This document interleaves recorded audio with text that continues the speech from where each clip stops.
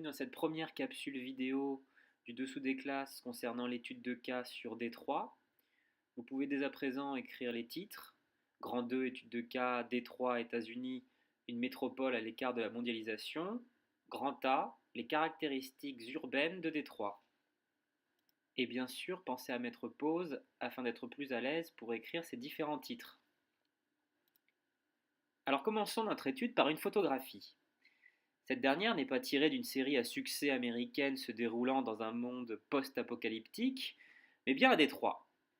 Détroit est une ville du nord-est des États-Unis qui s'est développée économiquement au début du XXe siècle grâce à l'industrie automobile. Cependant, cette ville connaît un déclin depuis les années 60.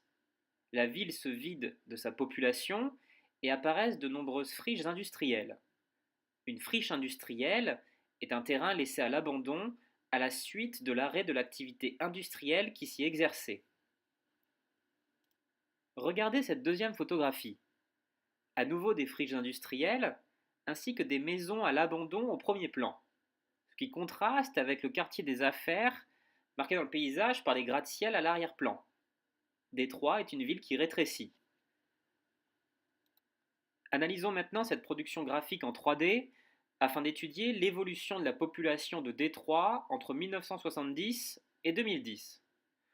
On se rend compte alors que Détroit est une ville qui se vide de sa population, car cette dernière est passée d'1,5 million d'habitants en 1970 à 713 000 habitants en 2010. Mais alors, où fuit donc la population de Détroit ? Regardez les figurés de flèches sur cette carte, fuite des capitaux et des hommes.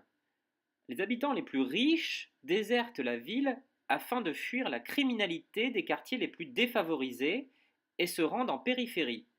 La périphérie désignant une zone urbaine située autour de la ville. Ces populations peuvent par exemple se rendre à Birmingham, une banlieue riche de Détroit. Vous trouverez dans la description de cette vidéo des définitions ainsi que des questions auxquelles vous devez répondre pour la prochaine séance.